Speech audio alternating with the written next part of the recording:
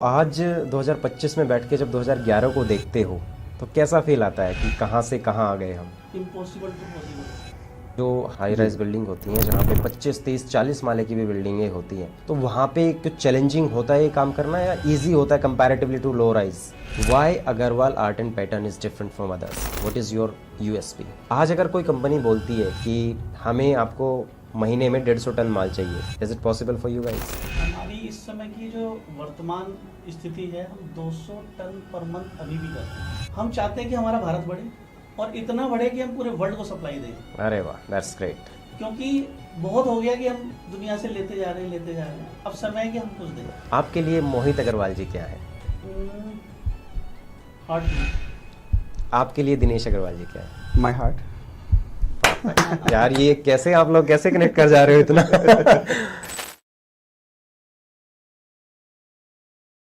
नमस्कार दोस्तों, मैं अश्विनी कुमार आपका स्वागत करता हूं एक और पॉडकास्ट में।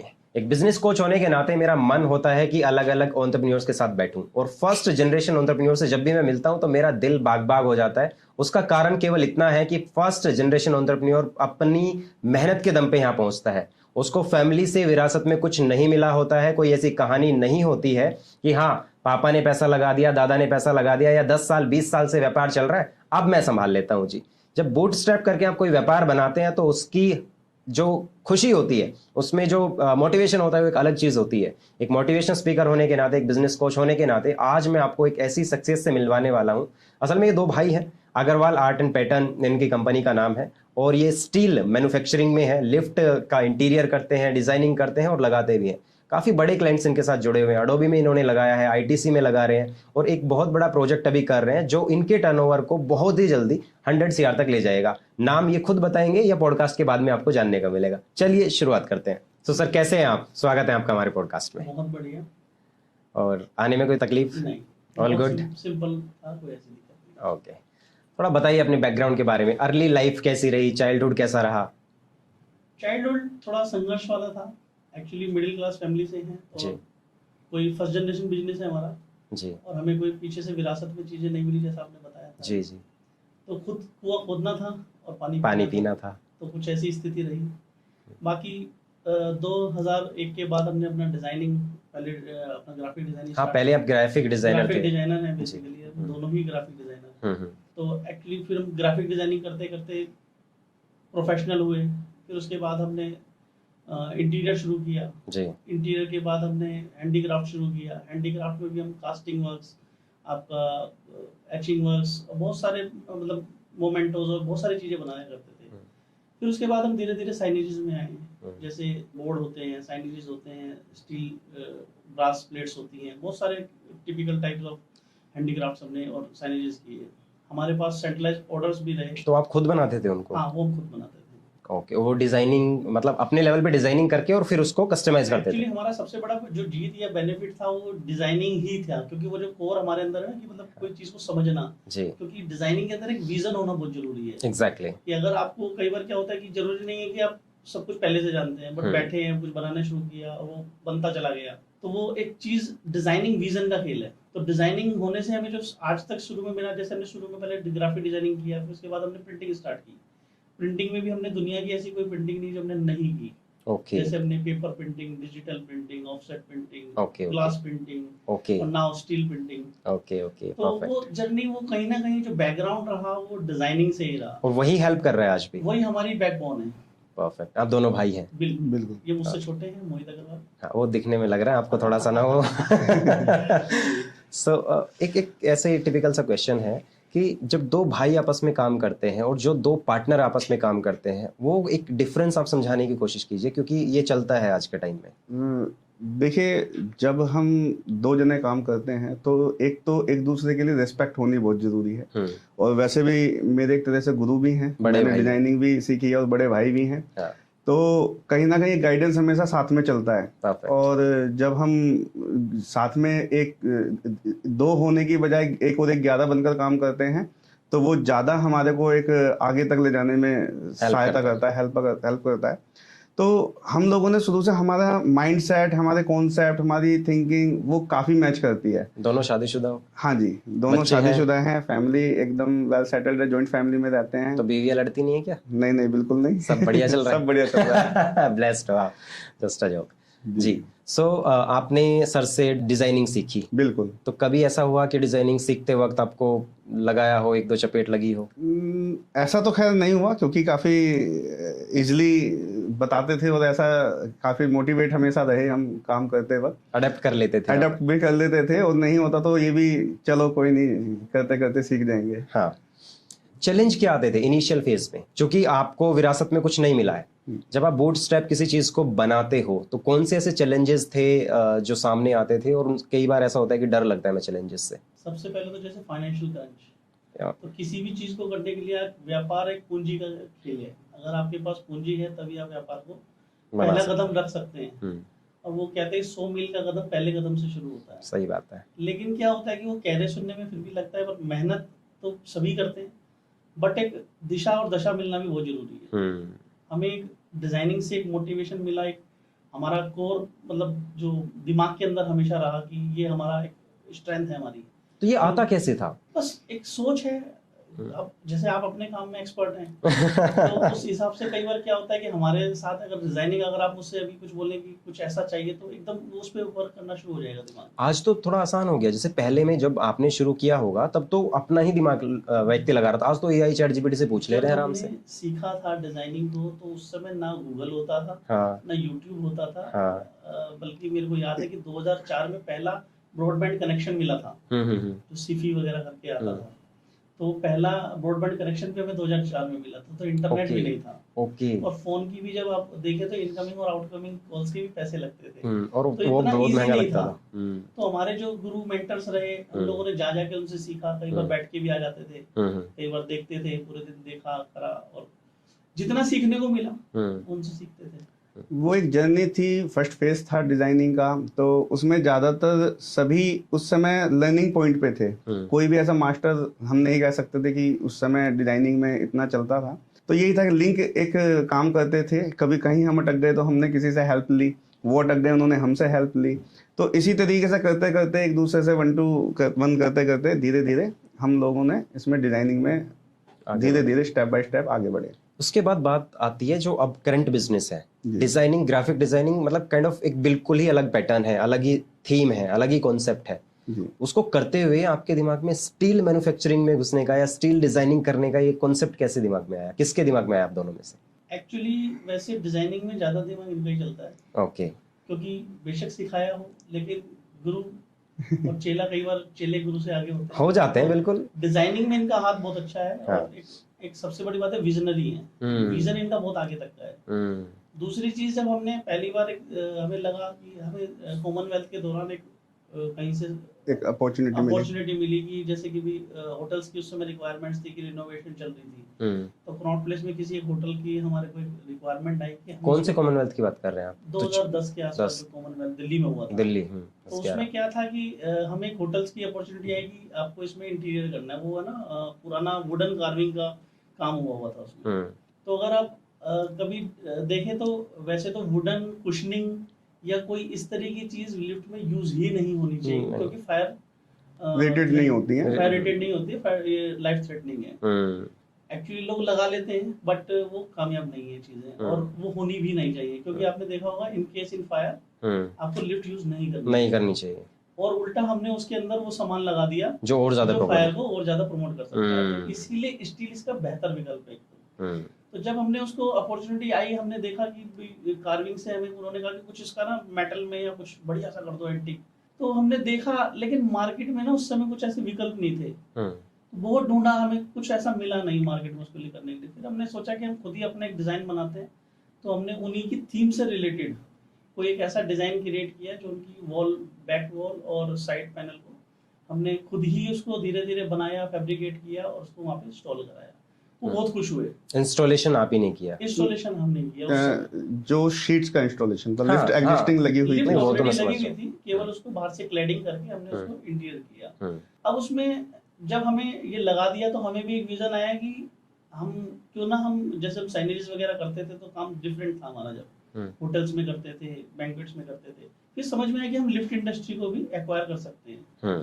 तब वो वहां से एक विचार जन्मा कि हम इसको लिफ्ट में भी कुछ कर सकते हैं, और लिफ्ट ही बना देंगे अब तो। लिफ्ट ही आज लिफ्ट में ही कर रहे हैं, जो भी तो कर रहे हैं। तो ये दिमाग आपके दिमाग में आया, सर के दिमाग में आया? एक्चुअली सर, इनके दिमाग में आया। जॉइंट ही है, क्योंकि एक्चुअली जब अपॉर्चुनिटी आती है, हमारी नॉट प्लेस में शॉप थी उस दौरान, और वहां पर जब क्लाइंट्स आते थे तो हम जॉइंटली विजन ही एक शेयर करते थे कि इस तरीके से एक रिक्वायरमेंट है और हमको ये लिफ्ट इंटीरियर करने की एक ऑप्शन मिल रही है।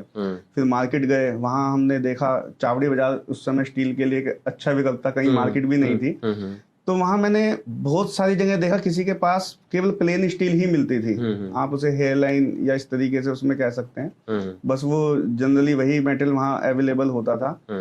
उसके बाद एक शॉप मुझे मिली थी जहां उनके पास चाइना से कुछ रखे हुए सैंपल थे, जो डेकोरेटिव थे, उनके पास कुछ थे सैंपल, लेकिन उनके पास भी क्वांटिटी उस हिसाब से थी नहीं। प्राइस मैंने उनसे पूछा, बहुत ज्यादा उसका प्राइस था, 95,000 1 लाख रुपीज के दैट टाइम।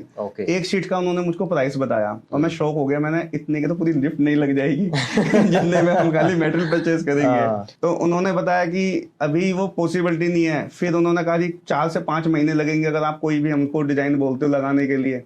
और आप समझते हैं कि 4-5 महीने कोई ऐसा समय नहीं है कि कोई क्लाइंट हमको प्रोवाइड करेगा, उसको बहुत जल्दी रहती है काम करने में। तब हमने उसको अपने एंड पे जितना हम बेस्ट टू बेस्ट कर सकते थे, तो हमने उसको बनाया, वहाँ पे डिजाइनिंग करा, और उसको तो जैसे तैसे हमने बहुत अच्छे तरह से करके एक प्रोजेक्ट को हैंड ओवर किया। लेकिन वहीं से ये विचार एक जनरेट हुआ कि यार हमारे इंडिया में अभी कितनी कमी है मटेरियल्स को ही लेकर। कोई अगर लिफ्ट को बनाना चाहता है, कोई प्रोजेक्ट डेवलप करना चाहता है, तो किस तरीके से करेगा जब मटेरियल ही अवेलेबल नहीं है। आज अगर सपोज कीजिए किसी ने फाइनल कर भी दिया कि हमें ये आप डिजाइन की शीट मंगा दीजिए और अपने में इंटीरियर करेंगे, और वो आने में ही 4 से 5 महीने लगे, और आप कहते हैं ना खुदा ना खास्ता अगर वो किसी वजह से खराब हो गई शीट या डैमेज हो गई मैन्युफैक्चरिंग प्रोसेस में कहीं भी कुछ भी हो सकता है, तो उस समय फिर अगर आपको अगेन मंगानी है तो पैसा तो लगेगा ही लगेगा, साथ में जो वो टाइम कंज्यूम होगा वो कोई नहीं उसको बियर कर सकता। कस्टमर खराब हो जाएगा वहां से, और फ्यूचर रिलेशन भी खराब होने की फ्यूचर रिलेशन खराब हो जाएगा। तो यही सब देखते हुए फिर हमने जो हमारा एक हैंडीक्राफ्ट का जो हम बिजनेस करते थे, जो हम साइनेज का करते थे, वो बहुत छोटे ही साइज पे रहता था, ज्यादा 2 फुट बाय 1 फुट तक की ही हम बड़े वो करते थे। फिर हमने उसको एक्सपेंड किया। अब यहाँ एक चैलेंज और था, हमने कुछ देखा ही नहीं था कि ये बड़ी शीट्स कैसे चाइना में तैयार होती होगी या किस तरीके से वो लोग मैन्युफैक्चरिंग का उस टाइम पे कुछ था नहीं। और आप इंडिया में भी देखते हैं कि मैन्युफैक्चरिंग कोई सोचता भी नहीं था, आज भी डरते हैं, बिल्कुल डरते हैं। और ट्रेडिंग में लोग ज्यादा विश्वास रखते हैं कि ट्रेडिंग करो, लाओ और बेचो, कि भाई लाओ बेचो, 2 पैसे का प्रॉफिट लो, ये वो खत्म करो। तो उस समय उस प्लांट को डेवलप करना वो एक चैलेंज मुझे लगता है कि हमारे लिए था, और टर्निंग पॉइंट था हमारे लिए, क्योंकि आप समझिए कि खाली कह देने से कोई चीज बड़ी नहीं होती। आज उस समय जो इन्वेस्टमेंट चाहिए थी, जो जगह उसको एक बड़ी करने के लिए आपको बड़ी जगह की जरूरत थी, वो फेस था हमारी लाइफ का, एक स्ट्रगल पॉइंट जिसे कहते हैं, कि चैलेंजेस जिसको कहते हैं, कि हमने वो फेस किया। तो आज 2025 में बैठ के जब 2011 को देखते हो तो कैसा फील आता है कि कहाँ से कहाँ आ गए हम? इम्पॉसिबल टू पॉसिबल ऐसा लगता है। एक्चुअली ये हमारी विडंबना थी कि हिंदुस्तान में कुछ बनता नहीं था। आज भी बहुत सारी प्रॉब्लम्स है। ये तो जब से मैं थैंकफुल हूँ कि मोदी गवर्नमेंट जब से ये मेक इन इंडिया प्रोजेक्ट्स आए, और मतलब विजन भी बढ़ा, और अब जाकर हमारे देश में बहुत कुछ बनता है। बिल्कुल। आप पहले देखेंगे कि कोई भी चीज होती थी सब इम्पोर्ट ही होती थी, सब इम्पोर्ट होते थे, तो इम्पोर्ट के ही भरोसे होते थे, कोई भी रेट आ रहा है, क्या ग्रेड आ रहा है, क्या उसकी क्वालिटी आ रही है, हमारे हाथ में कुछ था ही नहीं। अब क्या है कि आज हम हर चीज को कह सकते हैं कि क्या क्वालिटी चाहिए, क्या आपको डिजाइन चाहिए, क्या आपको कलर चाहिए, सब कुछ अवेलेबल है। तो आपने जो आपका बिजनेस है उसकी SOP सब आप ही ने बनाई है? बिल्कुल, आप दोनों का ही दिमाग उसके पीछे। बिल्कुल, डिजाइनिंग से लेके उसकी एग्जीक्यूशन तक, यहाँ तक कि लिफ्ट इंडस्ट्रीज में जो काम कर रहे थे लोग, उनको भी बहुत सारे आइडियाज हम लोगों ने ही प्रोवाइड किए, चाहे वो उसकी फ्लोरिंग से रिलेटेड हो, बैक पैनल्स हो, साइड पैनल्स हो, सीलिंग्स हो, एवरीथिंग हम लोगों ने डिजाइन करी और मार्केट को सर्व करी। और आज आप देखेंगे 99% कहीं भी अगर आपको डिजाइनर लिफ्ट मिलती है, उसमें अग्रवाल आर्ट एंड पैटर्न की डिजाइनर शीट जरूर होती है। बिल्कुल, वो मैंने 1-2 जगह नाम भी आपका देखा है। बट एक और मेरा सवाल यहाँ पे है, जो हाई राइज होती हैं, हाई राइज बिल्डिंग होती हैं, जहाँ पे 25, 30, 40 माले की भी बिल्डिंगें होती हैं, तो वहाँ पे कुछ चैलेंजिंग होता है ये काम करना, या इजी होता है कंपैरेटिवली टू लो राइज?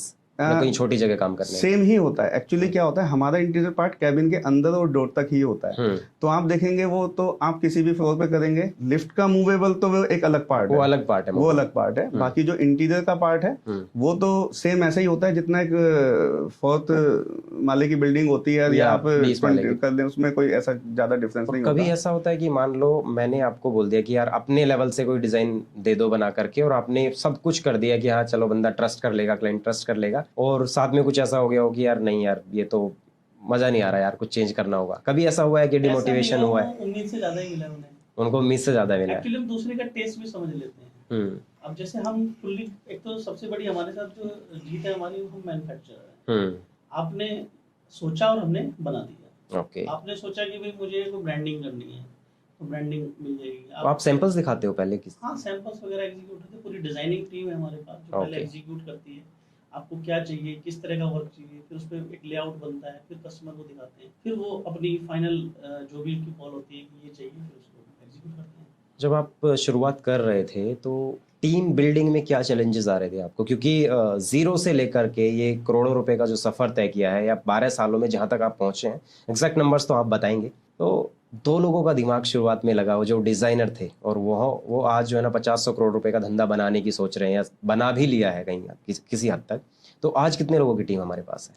आज हमारे पास करीबन 150 लोगों की टीम स्टाफ है जी। परफेक्ट। जिसमें हम डिजाइनिंग टीम है, पूरी मार्केटिंग टीम है, परफेक्ट, आपका हेल्पर्स हैं, मतलब हर तरह का पूरा एक टीम है पूरा।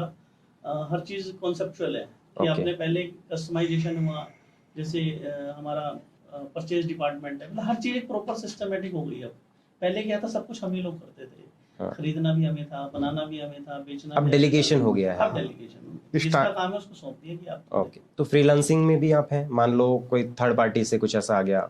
हाँ बिल्कुल, you are doing that. Basically हम लोगों के साथ architect, builders, designer, lift manufacturers और डायरेक्ट क्लाइंट भी हम लोगों को अप्रोच करते हैं। तो वो पूरा एक नेटवर्क बना हुआ है जिसके थ्रू डिजाइनिंग के लिए हमारे पास एक कॉल आती है कि भाई हमको लिफ्ट का इंटीरियर करना है। और मोस्टली तो मैं आपको बताऊं, हमने जो डिजाइन डेवलप कर रखे हैं 90% तो उनमें ही लोग सिलेक्ट कर लेते हैं, क्योंकि वो सेटिस्फाई होता है। क्योंकि मैं अभी तक इतने सारे डिजाइन, हम लोग करीबन 1000 से ऊपर हम लोगों के पास डिजाइन है, तो वो कहीं ना कहीं कस्टमर की क्वेरी होती है, वो उसमें फुलफिल हो जाती है। फिर भी कई बार आर्किटेक्ट्स हैं, उनके अलग प्रोजेक्ट्स हैं, थीम है। जैसे कई लोग बात करते हैं, तो जैसे एक होटल था, तो वहां पर उन्होंने एक बेल बनाई हुई थी, मतलब एक फ्लावर उनका टेक्सचर था। तो वो चाहते थे कि उनके एलिवेटर के कॉर्नर्स पे सारे में वही पैटर्न फुलफिल हो डोर्स तक। तो हमने वो उनको कर वहां पर पूरा डिजाइनिंग उनको करके दी, तो पूरा उनका जो इंटीरियर था उससे मैच हो गया। तो आजकल क्या ये थीम वर्क जो चलता है वो बहुत मायने रखता है लोगों के लिए, क्योंकि कहीं ना कहीं वो मैचिंग आजकल ज्यादा इंपॉर्टेंस है। परफेक्ट। बीइंग अ बिजनेसमैन, आपको क्या लगता है कि अभी हमने थोड़ी देर पहले बात की थी चाइना के बारे में, सो मैं ये नेशनल लेवल का इंटरेस्ट है, नेशनल इंटरेस्ट का एक क्वेश्चन है कि why China is that far? Actually क्या है, चाइना से के साथ 2-3 समस्या थी। तो जो वो मटेरियल देते हैं, जो हमारी इधर आता है हमारे यहाँ, जो वो बहुत गुड क्वालिटी प्रोडक्ट नहीं बेचते। नहीं, फिर भी वो बाकियों से आगे कैसे? मेरा सवाल ये है। सस्ता और प्रोडक्शन वर्क होता है, बट हाँ यहाँ पर जो हमारी जीत आई वो हमारी मैन्युफैक्चरिंग और कस्टमाइजेशन काम आया, जिसमें हम 100 शीट 100 डिजाइन का कॉन्सेप्ट लेके काम कर रहे हैं। ओके। अगर आपको 100 शीट चाहिए, हम 100 शीट अलग अलग डिजाइन में दे देंगे in one time. Okay. And उसमें आपको any gauge, any colour, any size और एनी ग्रेड हम आपको यहाँ प्रोवाइड करा सकते हैं। परफेक्ट। अब जैसे एक एग्जांपल की, एक ट्रेडर सपोज कीजिए उसने 20 डिजाइन चुने और वहां से 200 शीट लिया है, जो कि 200 शीट में 5 टन होता है। वहां से लाया, 2 महीने आने का टाइम लगा। आने के बाद सपोज कीजिए आपको 210वीं शीट की जरूरत पड़ गई। अब वो 10वीं शीट आपको फिर से वो रीऑर्डर, इतना ही प्रोसेस में है नहीं है अवेलेबल, और हो सकता है आपको 10 साल बाद जरूरत पड़ जाए प्रोजेक्ट पे किसी उसी डिजाइन की, तो वहाँ बन रहा है वो डिजाइन नहीं बन रहा है। हम आपको आज भी दे सकते हैं और 50 साल बाद भी दे सकते हैं। मार्केट में बहुत सारे टॉप जाइंट्स बैठे हैं जो स्टील मैन्युफैक्चरिंग में है, लिफ्ट का काम करते हैं, इंटीरियर का भी करते हैं, ठीक है, इंस्टॉलेशन तो बहुत सारे लोग कर रहे हैं, ठीक है, वो तो फ्रीलांसर भी आपको मिल जाते हैं। Why Agarwal art and pattern is different from others? What is your USP? Actually जो लिफ्ट मैन्युफैक्चरर, इंस्टॉलर है, ये सब हमारा एक फ्रेंडली सर्कल है। एक्चुअली बेसिक हम जो मटेरियल बनाते हैं वो उनके लिए हेल्पफुल होता है। क्योंकि जैसे आप समझिए कि एक लिफ्ट इंस्टॉलर किसी क्लाइंट्स के पास जाता है, वो बात करता है कि भाई मुझको जो लिफ्ट लगवानी है वो मुझे इस तरीके का डिजाइन चाहिए और एकदम परफेक्ट। क्योंकि आप देखिए कि आजकल जो बिल्डिंग्स हैं या कोठी बंगलास बन रहे हैं उनमें इंटीरियर एक हाई लेवल का है, वहाँ पे इटालियन मार्बल लगा होता है या अलग अलग तरीके की इतनी वैरायटीज आ चुकी हैं। और एक आर्किटेक्ट के थ्रू अब तो कोई भी शायद ऐसे काम नहीं करता जो पहले एक घर बना के जाते थे, फॉर्मेट नहीं है अब वो नहीं है कि जी हम खुद ही सब कुछ डिसाइड करते हैं कि जी ठीक है हम नहीं यहाँ पर ये कलर करा दीजिए और वहां पर वो, अब वो फॉर्मेट खत्म हो गया है। अभी फॉर्मेट है कि हर चीज के इंटीरियर के लिए एक स्पेशलाइजेशन पर्सन चाहिए, एक स्पेशलाइज चाहिए, इंटीरियर डिजाइनर होते हैं, आर्किटेक्ट्स हैं, तो वो एक क्वेरी जनरेट करते हैं कि जी आपको यहाँ पर ये चीज चलेगी। तो अब जो लिफ्ट इंस्टॉलर है उसके लिए वो फुलफिल करना जरूरी है, क्योंकि जो क्लाइंट चाहता है सामान तो उसको वही मेटेरियल बनाकर देना है। तो वो कई बार क्लाइंट्स हमसे डायरेक्ट भी अप्रोच करते हैं, और लिफ्ट मैन्युफैक्चरर्स के साथ तो हमारा पूरा ऑल इंडिया नेटवर्क इतना हाई है कि शायद अगर आप इंडस्ट्रीज में किसी भी लिफ्ट इंडस्ट्री से रिलेटेड व्यक्ति को पूछेंगे कि अग्रवाल आर्ट एंड पैटर्न कोई डिजाइनर शीट्स बनाती है, तो वो आपको तुरंत बता देगा कि हाँ हमने उनसे बिजनेस किया हुआ है। Because we are the only manufacturer of designer and color steel sheets in India. Okay, perfect. एक और चीज लिफ्ट इंडस्ट्री में कहते हैं कि मतलब मूवेबल जो है ना वो शायद आप लोगों का पार्ट नहीं है, बट एक जब हम उसके अंदर एंटर करते हैं तो एक फील आता है एस्थेटिक की, यार बस खड़ा होकर के ही मजा आ गया इसकी डिजाइनिंग देख करके। तो ये जो कॉन्सेप्ट है ये इंडिया के अंदर कब से शुरू हुआ? ये हमने 2014 में शुरुआत की। आपने, आपका नहीं, मैं जनरली बात कर रहा हूँ कि इंडिया के अंदर कब आया, अगर आपने उसको स्टडी किया हुआ है। एक्चुअली पहले लोग लिफ्ट को जो बनाते थे ना तो उसमें या तो प्लेन स्टील लगता था, ब्रश फिनिश टाइप होता था या मिरर फिनिश होता था। वैसे आपने ज्यादातर देखा होगा तो पुराने जमाने में या पुराने टाइम में पहले एक चैनल लगा होता था, हाँ, वो हटता था, आज भी है वो कई जगह, मैनुअली ऑपरेट होता था। फिर उसके बाद जो उसके अंदर इनर बॉडी बनी होती थी वो लोहे की बॉडी होती थी, उसके ऊपर पाउडर कोटिंग होता था और आपने देखा होगा जगह जगह से पेंट उतरा हुआ होता था। आज भी है वो, मैं देखता हूँ अक्सर। पुरानी ओल्ड धीरे धीरे करके बहुत स्ट्रगल करके लिफ्ट चलती थी। हाँ। अब बहुत स्मूथ है। आप अगर एक कॉइन रख दें लिफ्ट के अंदर तो कॉइन आपको ऐसा कैसे ऐसा ही मिलेगा, स्मूथनेस बढ़ गया है। हमारा पार्ट क्योंकि इंटीरियर है, हम इंटीरियर पे वर्क कर रहे हैं। किसी भी तरह की जो पहले आप देखते थे सो बोरिंग लिफ्ट्स होती थी, पहले 3-4 ही पैटर्न चलते थे, जैसे हनीकॉम टाइप, वो भी एनग्रेव से नहीं बनते थे, वो एक रोल पैटर्न टाइप होता था जी। बट उसमें क्या है, वो सिमेट्री और वो बिल्कुल क्वालिटी का प्रॉपर नहीं होता था। अब जो हम बनाते हैं वो भी डिजाइन हम बनाते हैं, ऐसा नहीं है। तो वो बहुत सी कमर्शियल लिफ्ट्स के अंदर आज भी लोग यूज करते हैं जो स्क्रैचलेस या बहुत सारी जगह पे, जैसे हमारा लिनन 2-4 प्रोडक्ट है, हनीकॉम, मूनरॉक, लेदर, ये यूज होता है। बाकी जो हमारा अपना इन्वेंट है, जिसे हम इन्वेंट ही कहेंगे, फर्स्ट टाइम इन इंडिया हमने ही उस चीज को इन्वेंट किया। आप देखेंगे कहीं भी पहले हमने ना जैसे लिफ्ट के बैक पैनल से शुरुआत की। सपोज कीजिए आपको फ्लोवर पसंद है तो हमने उसमें बैक साइड पे फ्लोवर दिया, उसी से रिलेट करता हुआ 2 साइड बैक पैनल्स बनाए जिसमें 2 उसी से रिलेट करते हुए। अब हमने उसका डोर भी डिजाइनर बना दिया कि जब वो मिलता है तो बुक मैच होके बिल्कुल एक प्रॉपर फील देता है। उसमें हम ग्लास डोर भी लगा सकते हैं, उसमें आपका पूरा बंद करके डिजाइनर स्टील शीट डोर भी बना सकते हैं। तो जैसी जिसकी रिक्वायरमेंट, जैसा जिसको अच्छा लगे उस हिसाब से वो काम करते हैं। आपके हिसाब से अब कौन सी चीज ज्यादा डिमांड में है? जैसे आपने बताया कि भाई जो ब्रश की फिनिशिंग होती थी, फिर मिरर फिनिशिंग की, बंदा यार खड़ा होकर के ना खुद को देख भी रहा, अब तो मिरर ही लगाने लग गए अंदर पूरा का पूरा। जैसे आप किसी 5 स्टार होटल में जाते हैं या बैंक्वेट में, जैसे आजकल शादी में जाते हैं तो आपको हर जगह गोल्डन स्टील मिलेगा देखने को। हाँ, मैं देखता हूँ अक्सर। क्रोकरी भी आजकल कलर कोटेड आ गई है, जिसको पीवीडी टाइटेनियम कोटिंग कहते हैं। तो आजकल सब चीज बहुत है ना, सब कुछ लेविश चाहिए। एक्चुअली पैसे उतने ही लग रहे हैं। पहले कोई अप्रोच नहीं करता था, पहले कोई सोर्सेज नहीं थे, पैसा उतना ही लगना था, बहुत थोड़ा सा एक मार्जिन का फर्क आता है। लेकिन एक डिजाइनर लिफ्ट हर कोई चाहता। सपोज आपने एक अपने लिए कोठी बंगला बनाया, अब आप उसमें मूनरॉक या अस्पताल वाला फील तो नहीं लाएंगे।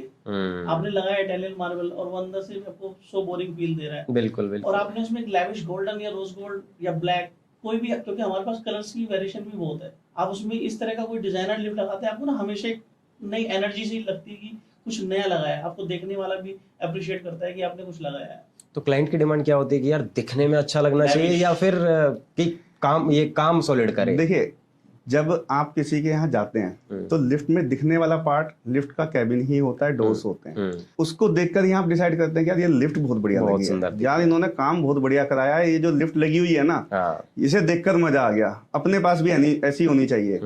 अब वो जो वर्किंग है वो देखो, एक मैन्युफैक्चरिंग का पार्ट है, वो सर्विस का पार्ट है। लिफ्ट बहुत आज की डेट में टेक्नोलॉजी इतनी अच्छी हो गई है कि लिफ्ट एक सस्टेनेबल प्रोडक्ट है। ऐसा नहीं है कि वो आए दिन प्रॉब्लम कि भाई वन टाइम एक बार और लगा लिया अगर तो चल आपकी जाएगा किसी लंबा। सप्लायर से कोई परेशानी है तो आज आप उसको चेंज भी कर सकते हैं, ऐसा कुछ है नहीं। मगर इंटीरियर जो है वो आपको डिफाइन करता है, आपकी पर्सनैलिटी को डिफाइन करता है, आपके जो आपका एक एम्बियंस है, आपकी जो सोच है उसको डिफाइन करता है। हाँ बिल्कुल, एक बिजनेसमैन जो है ना उसका एम्बिशन उसको आगे लेकर के जाता है। So one more question here कि आपने जैसे बोला कि आप इंस्टॉलेशन भी करा रहे हैं, मतलब A to Z आप सारा ही काम कर रहे हैं, बिल्कुल, है ना? इंस्टॉलेशन ही हम उसको लिफ्ट इंटीरियर से रिलेटेड हम क्लैडिंग होती है, सब कुछ करते हैं, लिफ्ट इंस्टॉल नहीं करते। इंस्टॉल नहीं करते। ओके, बेसिकली हम उसको रिनोवेट करते हैं, जो Okay. क्लैडिंग पुरानी हो चुकी है, जैसे मैंने बताया वो चैनल्स वाले, हाँ उसको ऑटोमाइजेशन कराना उसका, और जैसे क्लैडिंग्स करना, और नए लिफ्ट्स के लिए इंटीरियर फॉर एग्जांपल कोई पुरानी जो है ना हाँ, बिल्डिंग मैं है। आपको इसका एक एग्जांपल देता हूँ। हाँ। अभी आईटीसी नंदा होटल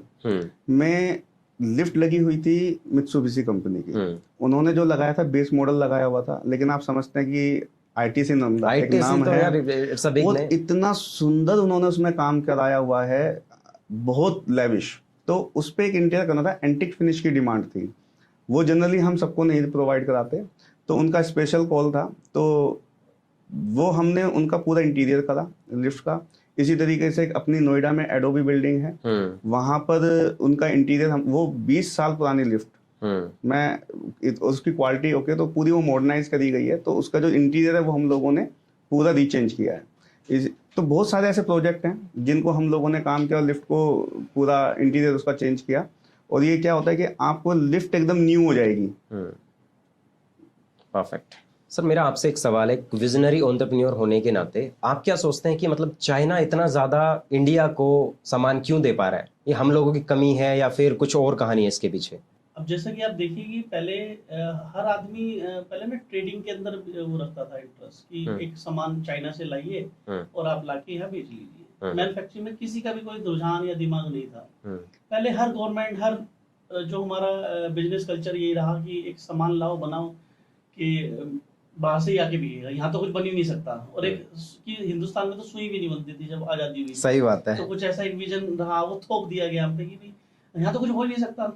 आप एक चीज को देखिए कि जब आजाद हुए थे तो हिंदुस्तान और चाइना करीब करीब एक ही स्थिति में था। चाइना की तो बल्कि और भी बुरी स्थिति थी कि चीनी खरबूजे की नीति बोला करते थे। बहुत सारे लोग उस पर एग्री, उसमें वो दिक्कत थी उसके साथ। लेकिन आप देखें कि उसने लास्ट 20 ईयर्स में, 20 ईयर्स में कितना काम किया। आज आप एक छोटा सा उदाहरण लीजिए कि जैसे हमारा ना पूरा बाजार खा गया वो। जैसे पहले हम जब बहुत छोटे थे तो पहले एक टमाटर की लड़ियां आती थी दिवाली पे, मोमबत्ती आती थी, तो आप दिया आता था, तो ट्रेडिशनल था। अब क्या हो गया कि झालर आ गई, वो 15 रुपए में मिलती है, 50 में भी मिलती है, 200 में मिलती है। आप एक इंडियन मैन्युफैक्चर ढूंढ के दिखाइए उसमें कि कौन ऐसा इंडियन मैन्युफैक्चर है कि जो उस लड़ी को आज बना रहा होगा। वो सब चाइना से इंपोर्ट होता है। आदमी सबने अपना एक सोर्स ढूंढ लिया कि हम चाइना से लाएंगे, हमें क्या करना है, कौन यहाँ इंफ्रास्ट्रक्चर की तैयारी करेगा, कौन स्टाफ को झेलेगा, कौन इस चीज। ठीक है, दिक्कतें आती हैं, लेकिन अब जैसा गवर्नमेंट भी सपोर्ट कर रही है और बहुत सारी चीजें कि मेरा भारत बढ़ेगा कब। अगर हम आज हिंदुस्तान को नहीं बढ़ाएंगे, मैन्युफैक्चरिंग नहीं कराएंगे, सब कुछ डिपेंड रहेंगे उनसे। जैसे पहले हम एक चीज देखिए कि पहले वार होती थी तो सैटेलाइट नहीं थे हमारे पास। तो हम दूसरे देशों पे निर्भर रहते थे कि सर सैटेलाइट हमें दे दीजिए। जैसे कारगिल वॉर भी हुई थी, जब उन्होंने हमें नहीं दिया तो उस समय हमारे सबसे ज्यादा सैनिक इसलिए मरे थे क्योंकि ऊपर से जब फायरिंग हो रही थी तो नीचे जाती थी, उनके पास ना बुलेट प्रूफ हेलमेट था और ना बुलेट प्रूफ जैकेट थी, बिकॉज ऑफ इंडिया में नहीं बनती थी।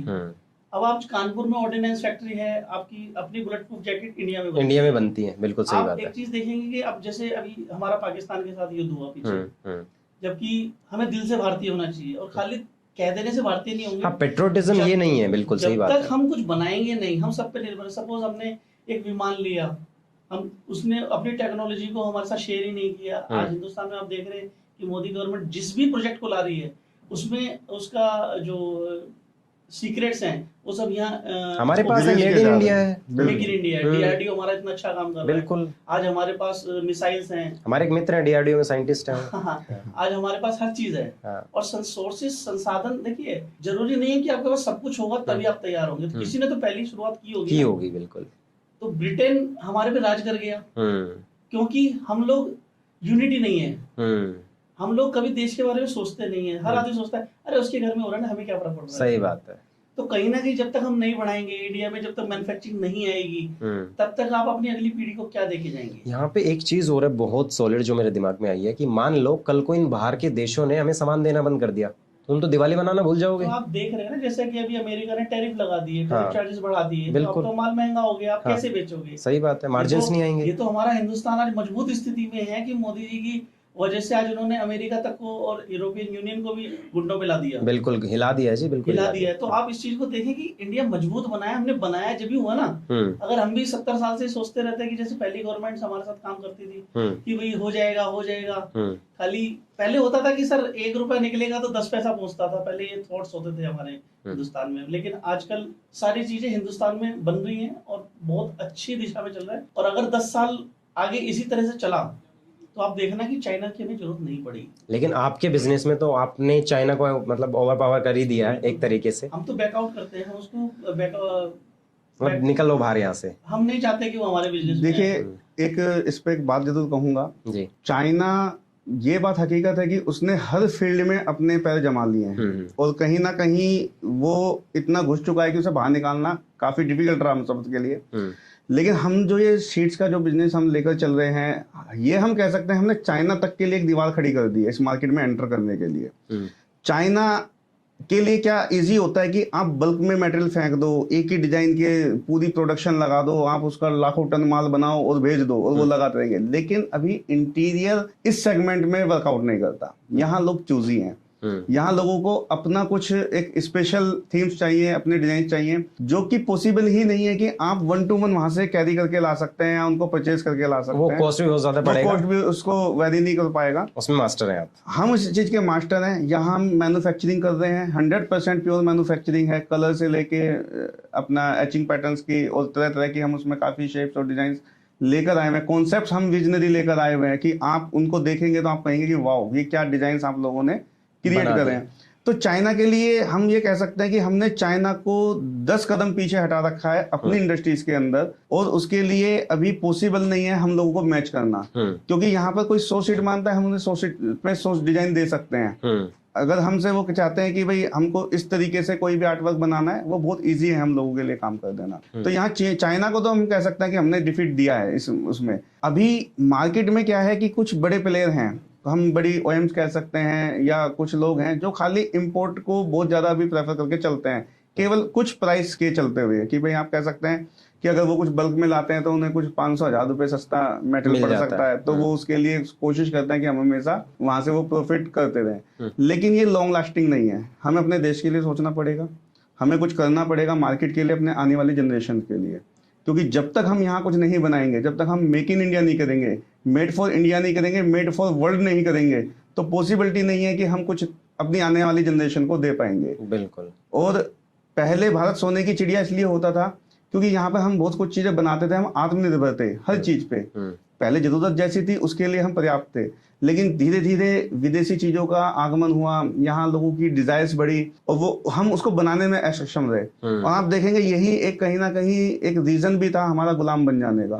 और हम अभी इस दिशा दशा से थोड़ा सा बाहर निकल रहे हैं। ऑल ओवर अगर आप पूरी इंडस्ट्रीज पे देखें तो भारत अभी काफी सारे प्रोडक्ट मैन्युफैक्चरिंग करने लगा है, और जो हम मैन्युफैक्चरिंग कर रहे हैं इसको कहीं ना कहीं हम यहाँ के परिवारों को, यहाँ के लोगों को रोजगार दे रहे हैं, देश बढ़ रहा है। देखिए सरकार से ये कह देना कि खाली हमें सरकारी नौकरी दे दो, ये रोजगार नहीं होता। सही बात है। रोजगार बहुत सारे फॉर्म्स में आ सकता है। फैक्ट्रीज में अगर मैं कहता हूँ कि अगर 100 पीपल हमारे साथ है तो 100 फैमिलीज हमारे साथ हैं। आप 500 लोगों का कम से कम पेट भर रहे हैं, पेट भर रहे हैं। बात है। ये एक रीजनिंग भी है। और लोग जब काम करते हैं वो दक्ष होते हैं, वो ट्रेंड होते हैं, वो धीरे धीरे फिर अपनी उनकी भी प्रमोशन होती है। ऐसा नहीं है आज एक हेल्पर लगा तो कल को वो एक स्किल्ड बनेगा, फिर सुपरवाइजर बन जाएगा, तो सुपरवाइजर बन जाएगा, वो और काम देखने लगेगा। कई लोग अपना भी बिजनेस करना शुरू कर देते हैं। तो ये एक जब ही हो पाएगा जब हम ये सब मैन्युफैक्चरिंग और अपनी इंडिया में सब चीजें करेंगे। सो जैसे जैसे देश बढ़ रहा है तो हमें एक चीज समझने की जरूरत है, जब एम्प्लॉयमेंट क्रिएट होता है तो तभी देश आगे बढ़ता है। अभी हम कहते हैं कि हिंदुस्तान के अंदर 70% लोग ऐसे हैं जो बेरोजगार है और स्किल्ड है।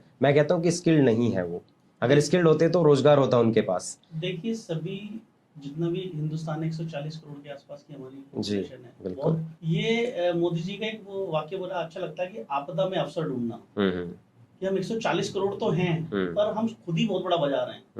हमें बाहर की जरूरत जब पड़ेगी पहले हम अपने घर को पूरा करें। हम बाहर से हर चीज को इम्पोर्ट करते हैं, अभी हमारे पास इतनी अपॉर्चुनिटीज है कि हम अपने घर में ही, मतलब बहुत बड़ा मार्केट है हमारा, और इसीलिए चाइना या कोई अन्य देश ये सब हमारे ऊपर नजर टिकाए बैठे रहते हैं, क्योंकि हमारी पॉपुलेशन वर्ल्ड में नंबर 1 है। तो सब चाह रहे हैं हमारे साथ व्यापार करना कि भाई इंडिया में एंट्री करो। इंडिया में एंट्री हो। देखिए, इंडिया में जो पॉपुलेशन है वो खाली राजनीति में गरीब दिखाई जाती है, वरना एक्चुअली में आप देखेंगे हर ज्यादातर लोग बहुत अच्छा डेवलप कर रहे हैं। हाँ। काफी अच्छे तरीके से एग्जीक्यूट कर रहे हैं, पर्सनैलिटी उनका काफी अच्छा डेवलपमेंट है, और चीजों पे पैसे भी खर्च होते हैं, वरना एप्पल ऐसे ही कैसे मार्केट में इतना ज्यादा सेल आउट हो जाता है। बिल्कुल, इसमें एक एड ऑन करना चाहूंगा। पहले 100 में से 2 आदमियों के पास होता था, अब 100 में से 80 लोगों के पास 80 है, लोगों के पास क्योंकि उसने माइंड पढ़ लिया कि इन लोगों को चाहिए। और साला EMI का ऑप्शन दे दिया, पहले EMI का ऑप्शन था नहीं, सस्ता नहीं करूंगा, लो तुम्हें रास्ता दे दूंगा दूसरा।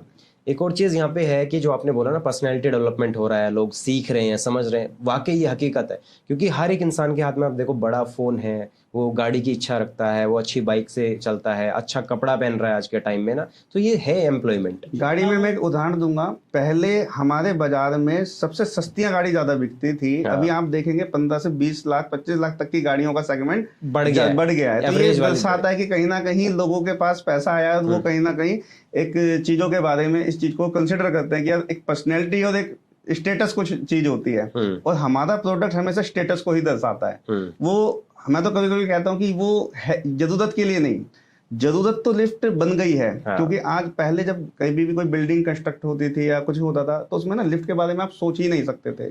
लिफ्ट कहाँ होती थी? लिफ्ट मुझे याद है, एक हरिद्वार में भारत माता मंदिर था, वहां पे टिकट लगती थी, और ज्यादातर लोग खाली उस लिफ्ट में सफर करने के लिए, देखने के लिए कि कैसा फील होता है, वो उसमें ऊपर जाते थे, फिर 1 बाय 1 फ्लोर से नीचे डाउन आते थे। तो लिफ्ट की तो स्थिति हमारे देश में उस समय वह थी। और आप कनॉट प्लेस में जाएंगे तो गिनी चुनी बिल्डिंग्स होती थी, जैसे अंबादीप, नौरंग हाउस, परिक्रमा हाउस, तो ये सब जो बिल्डिंग्स थी इनमें लिफ्ट हो जाया करती थी, और जब वो एक स्टेटस सिंबल लगता था। लेकिन आज लिफ्ट हर घर में है। अभी कोई भी प्लान बनता है, चाहे वो 100 स्क्वायर यार्ड्स का हो, चाहे 60 स्क्वायर यार्ड्स का हो, कहीं ना कहीं लिफ्ट उसमें प्लान की जा रही है, क्योंकि लिफ्ट का साइज भी अब कस्टमाइज हो गया है। आप उसे 2% के लिए भी ले सकते हैं, 3% के लिए भी चल सकता है, 4% के लिए भी आप उसे बनवा सकते हैं, और बाकी लिमिट कोई नहीं है। आप उसे 26% पे जाइए, 50 पे जाइए, बहुत अलग तरीके से आज कस्टमाइजेशन लिफ्ट के अंदर आ चुका है, और ये एक नेसेसिटी का पार्ट बन गया है। फैमिली में हमारे पेरेंट्स होते हैं, अब देखिए घुटने सबके खराब हो चुके हैं, होंगे ही सर, और अब 60 साल आते आते घुटने इंसान ही खराब हो जा रहा है, क्योंकि एज फैक्टर भी मैटर कर रहा है। और 60 साल के बाद मुझे लग रहा है कि बहुत लोगों को नी रिप्लेसमेंट की जरूरत पड़ती है। आज क्या है ना, हमारा खान पीन भी वैसा नहीं रहा है, वो ना उसमें वो बड़ी चीज है। चलिए, coming back to your business, कि Agarwal art and patterns, USP की हमने बात की, बहुत सारी चीजों की बात की। आज अगर कोई कंपनी बोलती है कि हमें आपको महीने में 150 टन माल चाहिए, is it possible for you guys? हमारी इस समय की जो वर्तमान स्थिति है, हम 200 टन पर मंथ अभी भी कर रहे हैं। अभी भी कर रहे हो, और ये बढ़ सकता है फ्यूचर में? उसके हिसाब से मशीनरी प्लांट होंगी, इसके हिसाब से सब कुछ होगा, तो धीरे धीरे हम बढ़ा ही रहे हैं। तो आपका स्टोरेज कितना अभी है? हमारे पास अभी 200 टन की कैपेसिटी बिल्कुल रेडी है। ओके। स्टोरेज से भी, और आपकी मैन्युफैक्चरिंग से भी, सेल से भी। ओके। और जैसे जैसे हम बढ़ेंगे, हमारा 400 टन और 500 टन तक को इसको ले जाने का अगले 1 से 2 साल के अंदर इसका टारगेट है। सो आप एक विजनरी एंटरप्रेन्योर हैं, आपको क्या लगता है जो स्टील मैन्युफैक्चरिंग का जो मार्केट साइज है वो कितने हजार करोड़ का होगा इंडस्ट्री? देखिए, एलिवेटर का मार्केट साइज हजारों करोड़ से ऊपर का है। अभी एकदम एग्जैक्ट फिगर देना थोड़ा मुश्किल है। मगर आज लिफ्ट के अंदर, पहले हम जब स्टार्टिंग हमने ये बिजनेस किया था, तो हम देखते थे क्वांटिटी है ना बहुत बहुत नॉमिनल होती थी। महीने में जैसे कि कोई 2 लिफ्ट लगा रहा है, कोई 1 लिफ्ट लगा रहा है। अभी आप देखिए हजारों की संख्या में मैन्युफैक्चरर लिफ्ट इंस्टॉलर अवेलेबल है मार्केट में, और हर एक क्लाइंट कम से कम 10 से 15 लिफ्ट बहुत इजीली इंस्टॉल कर देता है। तो आप मार्केट साइज समझ सकते हैं कि किस लेवल का बढ़ चुका है, जिसमें एमएनसीज जो हैं उनका अपना एक एरिया अलग है, जहां वो अपना परफॉर्म करते हैं, उनका अपना क्वांटिटी और लिफ्ट लगाने का है। लेकिन जो लोकल्स को जो एक प्रोत्साहन मिला है, उसमें मैं मानता हूं कि कहीं ना कहीं डिजाइनर लिफ्ट बहुत ज्यादा एक रोल इसमें प्ले करती है। क्योंकि क्या होता है कि जो कई एमएनसीज तो अब डिजाइनर में इंक्लूड आ चुकी हैं और वो बहुत अच्छी लिफ्टें इसको सर्व कर दी हैं। लेकिन अभी भी कुछ टिपिकल और ट्रेडिशनल आप कह सकते हैं कि सोच वाले कुछ हैं वहां पर लोग की जो कहते हैं कि अभी हमारा चल रहा है और बिक रहा है। लेकिन आप देखिएगा कि जल्दी ही मार्केट रेवोल्यूशन आ रहा है और ये ट्रेंड बिल्कुल चेंज हो जाएगा। अभी अच्छे अच्छे गवर्नमेंट टेंडर ने ओपन हुए हैं तो लोकल्स में काफी लोग उस चीज को फुलफिल कर रहे हैं और बहुत ही एक बेटर सिचुएशन क्रिएट हो गई है। लोग अच्छे तरीके से काम को कर रहे हैं और डिजाइनर लिफ्ट इस समय एकदम पीक पर है। तो अग्रवाल साहब, जैसे जैसे ना समय बढ़ता है तो चीज़ें अपडेट होती हैं, हम इस सब चीज़ों के बारे में बात कर रहे हैं। तो किसी भी व्यापार को जीरो से हीरो बनाने के लिए ना आपको बहुत सारी लर्निंग्स की आवश्यकता होती है। तो आप दोनों के लिए सोर्स ऑफ लर्निंग क्या है? आपको कैसे पता चलता है मार्केट में हो क्या रहा है? आपको कैसे पता कि भाई अहमदाबाद में हमें स्टोर डालना है? आपको कैसे पता कि यार मुझे बेंगलोर में डालना है? आपको कैसे पता चला ITC अहमदाबाद का प्रोजेक्ट मुझे लेना है? आपको कैसे पता यार जयपुर में एक बड़ा काम चल रहा है यार, उसका मिल जाए तो मजा आ जाए? How do you find all these thing? Actually जो हमारा काम करने का तरीका है, जो मार्केटिंग है, जैसे हम एग्जीबिशंस करते हैं और अब तक हम करीबन 11 से 12 एग्जीबिशंस कर चुके हैं छोटी बड़ी मिला के, जिसमें मुंबई, अहमदाबाद, नोएडा, दिल्ली और आपका नेक्स्ट ईयर हमारी फैमिली बेंगलोर में। तो हमने इस हिसाब से एग्जीबिशंस अटेंड किए हैं कि हम करीब करीब अपने हिंदुस्तान के हर राज्य में कनेक्ट हो सकें। तो जैसे हम यूपी में बैठे हैं अभी, तो यूपी से हम गाजियाबाद, नोएडा, यहाँ से 200-300 किलोमीटर का लोकल एरिया हम आराम से कवर कर सकते हैं। फिर हम अहमदाबाद चले गए, अहमदाबाद हमने अपना आउटलेट बनाया। फिर वहां से हम वडोदरा और बहुत सारे ऐसे 200-300 किलोमीटर है जो हम इजीली चेज कर सकते हैं। फिर हम बेंगलोर चले गए, तो जहाँ कर्नाटका और ये सब हमारा रीच आपस में कनेक्ट हो गया। फिर हैदराबाद चले गए, तो वो भी सब कनेक्ट हो गया। अब हमारा नेक्स्ट पॉइंट जैसे फ्यूचर में है कि हम मुंबई, चेन्नई और कोलकाता में भी अपने आउटलेट्स खोल सकते हैं। अब क्या होता है कि जैसे हमारा जब एग्जीबिशन करते हैं तो बहुत अच्छा फुटफॉल होता है और लोग आते हैं, उसको सराहते हैं कि आपने कुछ नया बनाया। क्योंकि हम जब भी कोई एग्जीबिशन लगाते हैं हर बार कुछ नए डिजाइन आते हैं। उस डिजाइन की वजह से हमारे पास पूरे इंडिया से इंक्वायरीज आती हैं। तब हमें लगता है कि यहाँ पर डिमांड ज्यादा है। कि जैसे सपोज कीजिए अहमदाबाद साइड से जब हमने पहली एग्जीबिशन लगाई थी, उसके 2 महीने बाद ही हमने अपना अहमदाबाद आउटलेट खोल लिया था। तो जहां से हमें लगता है क्योंकि साउथ में अच्छा काम कर रहे हैं लोग, नॉर्थ में भी बहुत अच्छा लोग काम कर रहे हैं, तो नॉर्थ में तो हम खुद ही बैठे हैं, मैन्युफैक्चरिंग यूनिट हमारा सारा गाजियाबाद नॉर्थ में ही है अपना। बट साउथ में, और हम ईस्ट वेस्ट नॉर्थ साउथ पूरा इंडिया कवर करना चाहते हैं। तो उसमें क्या, जब हमें लगता है कि यहाँ से अप्रोच अब ज्यादा आ रहा है कि हम यहाँ बेच पा रहे हैं और वहाँ भी अच्छा काम आएगा, तो वहां से हमें इंक्वायरीज वगैरह जनरेट होने लगती है। तो जब लगता है तो फिर हम वहाँ पे चले जाते हैं। Perfect sir. बिजनेस होता है B2B, B2C, D2C। आपका D2C तो जो है ना शायद कॉन्सेप्ट में आता ही नहीं है। तो आपका जो ये बिजनेस है किस सेगमेंट में फेल कर रहा है? और आप अभी B2B में काम कर रहे हैं, तो B2C को भी आप कैटर कर रहे हैं कि नहीं अभी? देखिए, इनडायरेक्टली हम सबसे जुड़े हुए हैं। हाँ, मेन हमारा जो टारगेट रहता है या जो हमारी डीलिंग रहती है वो B2B पे ही होती है। मतलब अगर मैं देखूं 100 रुपए अगर आप कमा रहे हैं, 100 रुपए का रेवेन्यू कंपनी जनरेट कर रही है, तो B2B से कितना आता है? 80, 70, 60 कितना? अभी आप कह सकते हैं हम 100% B2B पे ही वर्कआउट कर रहे हैं। जो B2C है वो क्लाइंटेज हमसे कनेक्ट है, लेकिन क्या होता है कि हम डायरेक्ट प्रोजेक्ट कम करते हैं, तो उसमें थर्ड पार्टी वेंडर हो जाते हैं। मेटल हमारा होता है और गाइडेंस हमारी होती है, फैब्रिकेशन कई बार हम उनको प्रोवाइड कराते हैं। तो उस तरीके से हम कनेक्ट हो जाते हैं अपने क्लाइंट्स के साथ और वो जो एक क्वेरी होती है वो हम फुलफिल कर पाते हैं। अब जैसे मेक इन इंडिया का हमने कई बार जिक्र किया। 2016 में जब मोदी जी ने मेक इन इंडिया को लॉन्च किया था, तो मतलब मेरा सौभाग्य था कि उसकी ट्रॉफी भी मैंने ही बनाई थी। Oh wow, that's perfect. जो कि ब्रास मेटल के अंदर हमने बनाई थी और 24 कैरेट प्लेटेड भी थी। वो डिजाइनिंग पूरी आपकी है? पूरी डिजाइनिंग, और उसमें जो पूरा ट्रॉफी मोमेंटो था वो प्रोडक्शन भी सब आपका है? वो सारा प्रोडक्शन। अरे वाह। और जो इन्होंने कहा जैसे कि हम जो थर्ड पार्टी से जुड़े हुए हैं, जिस तरह जैसे हमने वॉर मेमोरियल हॉल है आपका इंडिया गेट पे, हाँ, उसमें जितनी शौर्य गाथाएं लिखी हैं, हाँ, वो हमने ही लिखी है। अरे वाह। तो हम जैसे एम्बेसीज हैं उसमें बहुत सारे लोगो, पोस्ट लोगो, ये सब बनाए हैं। और अभी हम रिवील नहीं करना चाहते हैं कुछ बड़ी चीज मेक इन इंडिया की तर्ज पे कुछ टन के प्रोजेक्ट्स भी हम करने वाले हैं। अरे वाह, दैट्स परफेक्ट। और एडवांस में कांग्रेचुलेशंस आपकी बड़ी अचीवमेंट्स के लिए। आपको हम सबसे पहले भारतीय हैं, हम चाहते हैं कि हमारा भारत बढ़े और इतना बढ़े कि हम पूरे वर्ल्ड को सप्लाई दें। अरे वाह, दैट्स ग्रेट। क्योंकि बहुत हो गया कि हम दुनिया से लेते जा रहे हैं। अब समय है कि हम कुछ दें। अब हमसे लो, हमें डॉलर लाना है। तो अब हमें भी ये समझना चाहिए ना, हमारे भारतीयों को समझना चाहिए कि चाइना से माल ले क्यों भाई, अपने भाई बैठे इनसे लो। हम लोग बैठे देश में पैसा जाएगा। हमारे यहाँ बन रहा है, हाँ, वो कई बार थोड़ा ईगो होता है, कई बार कुछ ऐसा लगता है रेट्स हर चीज का सॉल्यूशन है। हमारे रेट बैठो साथ में। बहुत बहुत मिनिमम रेट्स हैं। हाँ बहुत मतलब क्वालिटी को कंसीडर किया हुआ है पहले। बिल्कुल। खाली रेट्स को कंसीडर नहीं करते हैं, पहले क्वालिटी कंसीडर करते हैं कि जो चीज उसके मानकों के अंतर्गत आती है पहले वो मिलना चाहिए। बिल्कुल। अगर इनको ये समझ में नहीं आ रहा कि चाइना का माल साला 4 दिन टिकता है, कि जो चाइना की एक स्टोरी भी है कि चला तो चांद तक वरना शाम तक। हाँ तो जो आपका मटेरियल आता है, अब मैं आपको बताऊं कि जैसे BIS लगा हुआ है, BIS के अंदर एक नॉर्म्स है कि 1250 बाई 2500 से नीचे आपका कोई मेटेरियल यहाँ पे इम्पोर्ट नहीं होगा। BIS means bureau of Indian standard ही कहता है। बिल्कुल। अब उसमें क्या है कि ये यहाँ हमारे यहाँ अप्लाई है, तो लोग थोड़ा हेरा फेरी करके और स्मगलिंग कह लीजिए, चोरी कहलाएगी, तो उसको 1220 बाई 2440 अंडर साइज 304 को 202 ग्रेड 304 है, तो उसमें वो साल्ट है, निकल उसका प्रॉपर है या नहीं है, मतलब उसके जो मटेरियल साल्ट्स हैं या जो उसकी कॉन्फ़िगरेशन है वो प्रॉपर नहीं होती है। लेकिन यहाँ क्या है, लोगों के दिमाग में सस्ता सस्ता और खाली इंपोर्टेड लगा रहे हैं, हमारा काम चल रहा है। तो मेरा सभी को एक सुझाव है कि पहले भारतीय बने, थोड़ा सा इंडियन प्रोडक्ट को बढ़ावा दें, आत्मनिर्भर बने और आत्मनिर्भर बने, और वोकल फॉर लोकल। कहीं ना कहीं हमें अपने प्रोडक्ट को स्ट्रेंथेबल बनाना है, और हम जो चीज दे रहे हैं आप यकीन मानिए वो किसी US स्टैंडर्ड से भी नीचे नहीं है। परफेक्ट। आप कुछ ऐड ऑन करना चाह रहे थे? जब बात ट्रेडर्स की चल रही थी और जैसा आपने कहा कि मेक इन इंडिया सब कुछ है, लेकिन क्या है देखिए हमारे ना इंडिया में मार्केट की एक साइकोलॉजी भी है।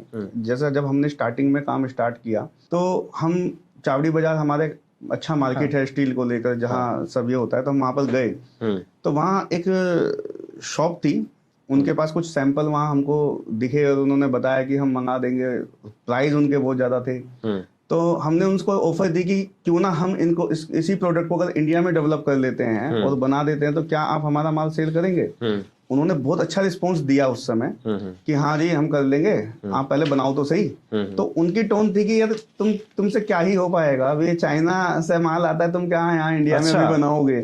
तो ऐसा करके उन्होंने कहा कोई नहीं, जितना तुम माल बनाओगे हम आपसे परचेज कर लेंगे। हम लोगों ने स्टार्टिंग करी, जब 2-4 हमको पॉइंट्स दिख जाते हैं और हमें लगता है कि यार ये अगर हम काम करते हैं तो यहाँ से हम मेटेरियल सेल कर सकते हैं और हम इस बिजनेस को डेवलप कर लेंगे। तो हमने वो बनाया, हमें 3 से 4 साल लग गए उस चीज को डेवलप करने में, क्योंकि यहाँ कोई सोर्स चीजें थी नहीं। तो हमने जब वो प्रोडक्ट डेवलप किया और सब कुछ रेडी हो गया तो हम ट्रेडर्स के पास गए वहाँ मार्केट में, तो उनको हमने कहा कि सर अब ये प्रोडक्ट रेडी है, और ये मैंने फोटो वीडियोस दिखाई उनको कि हमने ये चीज बना ली है। उनका ना एकदम रुझान चेंज हो गया, उनको लगा यार ये इंडिया में नहीं बनना चाहिए था, हमारे ट्रेडर की सोच ऐसी है। Oh my God. तो उन्होंने कहा कि आप कितने की दोगे, तो आप सपोज करो 2 मटेरियल उस समय अगर 7,000 रुपीज का है या कुछ भी एक है, तो आप जाहिर सी बात है उसको कुछ एड ऑन करके बताएंगे। तो वो कहते हैं जी मैं तो इसको है ना आपसे उसमें माइनस रेट करके जी 6,000 में ले पाऊंगा। तो मैंने कहा ऐसा कैसे हो सकता है, जो जिसका 2 मटेरियल हमें नहीं मिल पा रहा हम उसको कैसे माइनस में सेल करेंगे। कहते जी हम तो चाइना से ले आते हैं और इसी तरीके से करते हैं। तो वहां हमने एक थॉट बनाया कि नहीं यार हम ट्रेडर्स के साथ नहीं जुड़ेंगे, क्योंकि क्या होता है ट्रेडर्स कभी आपका साथ नहीं देगा। वो क्या होगा कि वो आपके साथ जुड़ेगा जब आपको उसको लगेगा कि यार मुझे वो सप्लायर चाहे वो चाइना हो या चाहे हमारा दुश्मन देसी क्यों ना हो, उन्हें इस चीज से कोई फर्क नहीं पड़ता। वो वहां से वो मटेरियल ले लेंगे और खाली उन्हें 2 पैसे की उसमें बचत होनी चाहिए।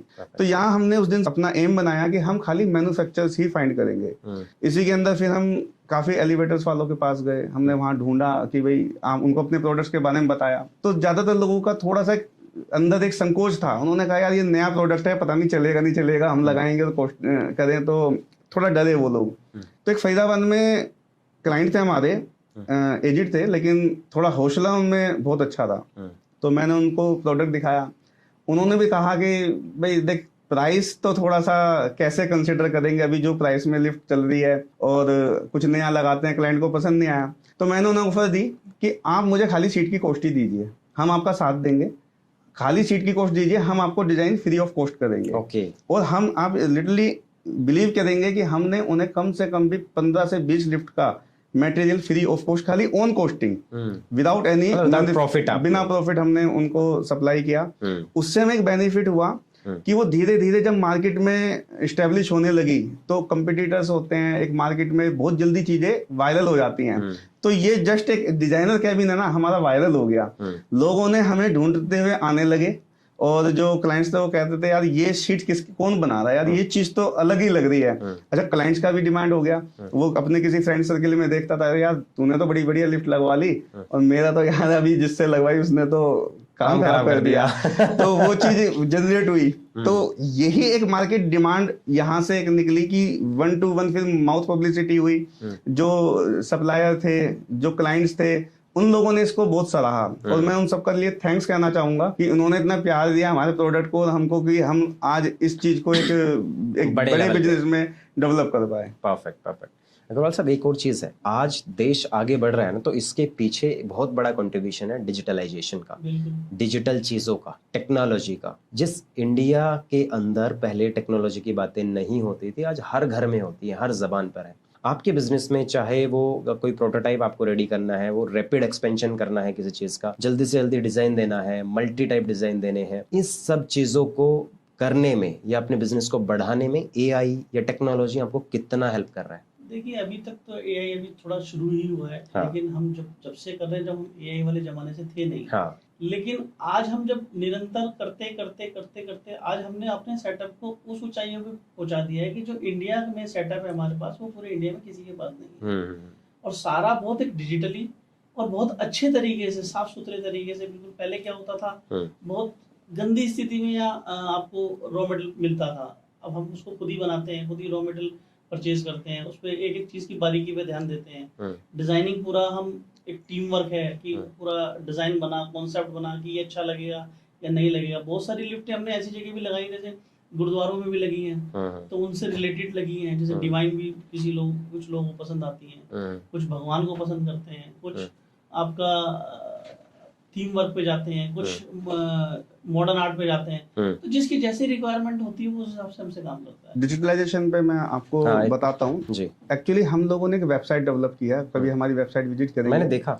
तो उसमें क्या है कि जैसे इमेज होती है, लेकिन इमेज में आप परफेक्टली नहीं समझ पाते कि यार ये अंदर डिजाइन कैसा दिखेगा, क्योंकि आप फ्रंट देखते हैं। तो हमने हर प्रोडक्ट पे एक 360 व्यू लगाया हुआ है। वो मैंने देखा कि 360 हम उसको देख सकते हो करके। तो इसके अंदर क्या कॉन्सेप्ट लाए हैं कि हम वो 360 व्यू आप वेबसाइट पे करिए स्क्रॉल, आप पूरा सीलिंग, फ्लोरिंग, बल्कि पूरा उसको घुमाकर आप देख पाएंगे कि आपका कैबिन कैसा दिखेगा। साथ में हम अभी एक प्रोडक्ट उस पे अपने एक प्रोटोटाइप पे एक काम कर रहे हैं।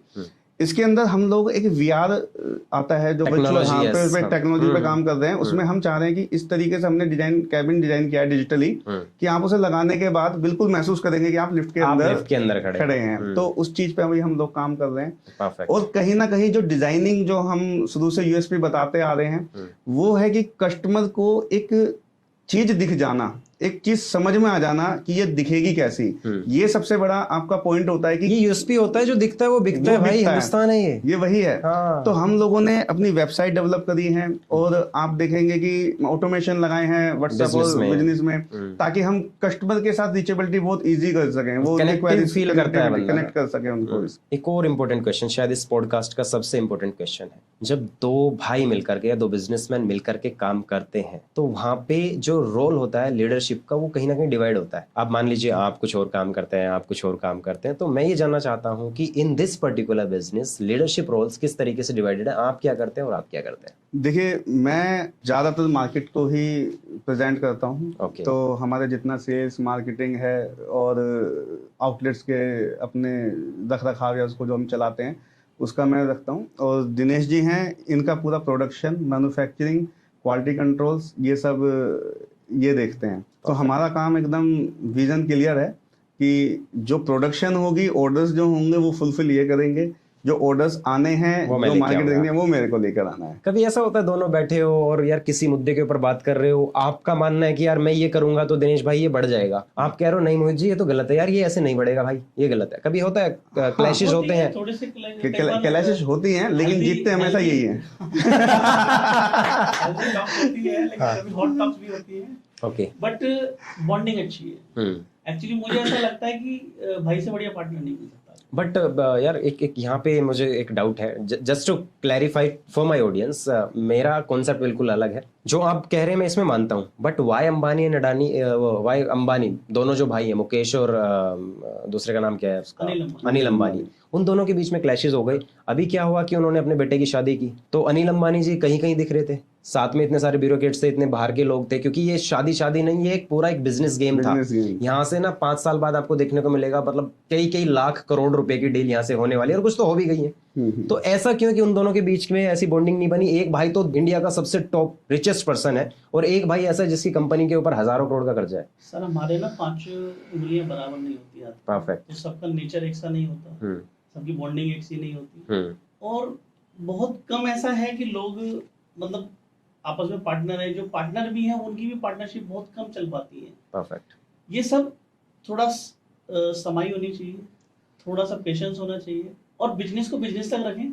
घर पे जाने के बाद आप कूल रहें। जहां महत्वाकांक्षाएं ज्यादा बढ़ जाएंगी वहां आपके साथ ऐसा हो सकता है, बहुत ज्यादा बढ़ जाएगी। तो हमें तो जब कुछ नहीं थे, जब भी कोई दिक्कत नहीं थी, अब जितना दिया है ऊपर वाले ने, हमें उसमें भी दिक्कत नहीं है। आपका रूटीन क्या है? कभी खाने के टेबल पे बैठ के भी बिजनेस की बातें होती हैं, या बिजनेस तक सीमित है? कर लेते हैं। देखिए हम एक्चुअली हमारा स्टार्टिंग से हम लोग खाना एक साथ ही खाते हैं। जब भी लंच होता है या डिनर है या ब्रेकफास्ट है, कभी ऐसा आज तक हुआ ही नहीं कि इन्होंने अलग किया और मैंने अलग किया। हम एक ही टेबल पे एक साथ ही हमेशा शुरुआत से हमारा रहा। परफेक्ट। हम लंच डिनर ब्रेकफास्ट सब एक साथ रहता है। यहाँ तक कि हम लोग फैमिली ज्यादातर जो रहता है, क्योंकि जॉइंट फैमिली है, सब तो बच्चे वगैरह सब इस तरीके से हम लोगों ने मैनेज किया है कि सब महसूस ही नहीं होता कि हम कहीं कोई अलग पार्ट है। परफेक्ट। तो आपने ये जो क्या होता है ना, ये जो संस्कार हैं, ये जो एटिकेट्स हैं ना, ये नॉर्म्स जो है ना, हमें फैमिली से मिलते हैं। सो मम्मी पापा के बारे में थोड़ा सा बताओ। देखिए मेरे फादर अब हैं नहीं, हाँ। लेकिन ये सब उन्हीं के संस्कार हमें भी दिए हुए हैं कि जो उन्होंने शुरू से बनाया कि कुछ भी है मिलके रहो, थोड़ा है तो भी, ज्यादा है तो भी, तो उसी चीज को फॉलो करते आए। और मदर हमारी हैं और यही संस्कार दिए कि कभी पैसे के ऊपर इतना गुरूर नहीं होना चाहिए कि भाई भाई का दुश्मन बन जाए। Perfect. पैसा तो आप आज कम कमा रहे हैं, कल ज्यादा हो सकता है, जैसे आपने उदाहरण दिया अनिल अंबानी, और उल्टा भी हो सकता है, तो कोई लाइफ में कुछ भी कभी भी हो सकता है, बट भाई तो भाई रहेगा। बिल्कुल। आप दोनों के लिए, जैसे मुझे सबसे ज्यादा इंस्पिरेशन मिलती है आप जैसे लोगों से, इसलिए नहीं बोल रहा हूँ कि आप पॉडकास्ट पे बैठे हैं, बल्कि इसलिए बोल रहा हूँ कि जो फर्स्ट जनरेशन एंटरप्रेन्योर होता है ना, वो घिस करके आता है। विरासत में कुछ मिला नहीं, आपने जीरो से ये बनाया, सब कुछ होते हुए देखा। जहाँ लोग जॉब करने की सोचते हैं, वहां सोचा होगा आपने 150 लोगों को आज जो है ना एम्प्लॉयमेंट दे दिया है, उनको रोजगार दे दिया है। तो आप लोगों के लिए एंटरप्रेन्योरशिप का मतलब क्या है? देखिए मेरे हिसाब से जो एंटरप्रेन्योरशिप का जो मीनिंग है ना, वो है कि आपको पहले खुद सीखना है, खुद करना है, फिर आप किसी को गाइडेंस दे सकते हो या सिखा सकते हो।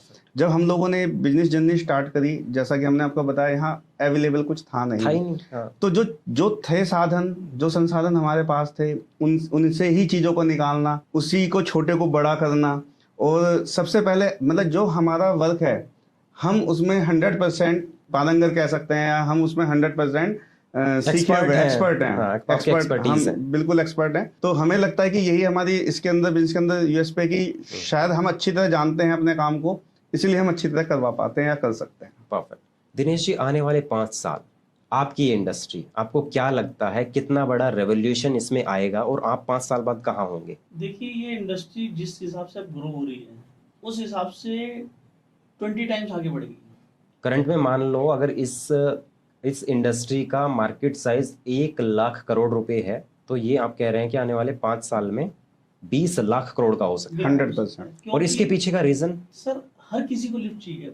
हाँ। पहले होता था कि जरूरत की जगहों पे लगाई जाती थी, कि जैसे हॉस्पिटल्स हो गए या जो ऊंची बिल्डिंग है उसमें लगाई जाती थी। अब 4 मंजिल में भी जरूरत है हमें। इवन जहाँ गोडाउन्स है, जहाँ कमर्शियल लिफ्ट लगती है, अब एक लड़का है कि जो नीचे से सामान ऊपर तक लेके जाना है, तो आप 200 चक्कर लगाने हैं दिन के, तो वो भी इजी है, उसके लिए लिफ्ट में रखा और ऊपर पहुंचा दिया, तो आपकी मेहनत भी बचती है और आप कम समय में ज्यादा आउटपुट निकाल सकते हैं।